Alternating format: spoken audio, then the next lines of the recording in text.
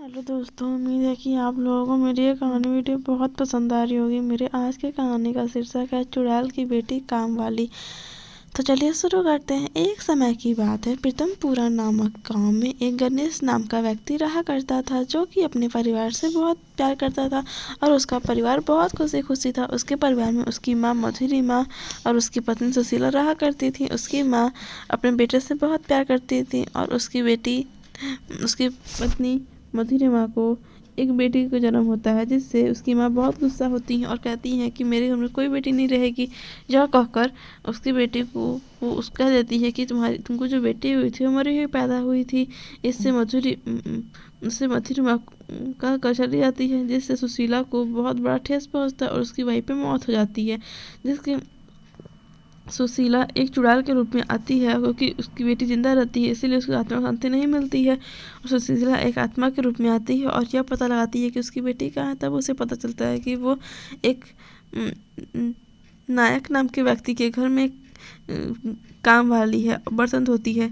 यह जानकर उसको बहुत दुख होता है कि मेरी सास ने ये सब क्या कर दिया। उसकी सास की वजह से उसका पूरा परिवार बिखर गया हो जाती है। अपने पति को बताती है, गणेश को, कि हमारी बेटी जिंदा है, वो एक ऐसे घर में काम कर रही है और तुम जाके उसे वहाँ से लेते आओ। जिससे उसका बेटा बोलता है, नहीं मैं नहीं लाऊंगा, पहले मैं अपनी माँ को सबक सिखाऊंगा कि उनका इतनी हिम्मत कैसे हुई कि मुझसे मेरी बेटी और मेरी पत्नी को अलग कर दिया। उनकी इतनी हिम्मत जाता है, अपनी माँ को बहुत डरता है और वो घर छोड़ के चला जाता है और कहता है कि जैसे मैं अपने बेटी और पत्नी के बिना अकेला घूम रहा हूँ, दर भटक रहा हूँ, दिन भर याद करता हूँ, उसी तरह आप भी अपने बेटे के बिना अकेले रहेंगी और दर भटकेंगी और मुझे याद करके रोएंगी। मेरी एक छोटी सी बेटी मुझसे दूर कर दी, बिना कुछ सोचे बिना कुछ समझे। आपकी इतनी हिम्मत, और यह क्यों चला जाता। और तो फिर उसकी पत्नी जाती है और उसकी पत्नी चुड़ैल के रूप में जाती है और अपनी बेटी को वहाँ पे देखती है और वो बहुत रोती है। फिर अपनी बेटी को लेके गणेश को दे देती है और कहती है कि अब तुम्हें उसे संभालना।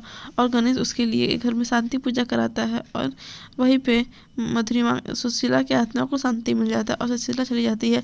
तब वो उसकी बेटी गायत्री का बहुत ध्यान रखता है और फिर उसे दुनिया भर का सारा प्यार दे देता है, जिससे गायत्री भी अब पढ़ने लिखने लायक हो जाती है।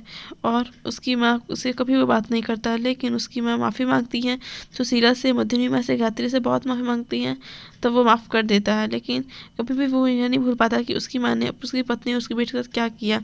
तो दोस्तों, थैंक्स फॉर वॉचिंग। वीडियो अच्छी लगी हो तो लाइक शेयर सब्सक्राइब करना ना भूलें।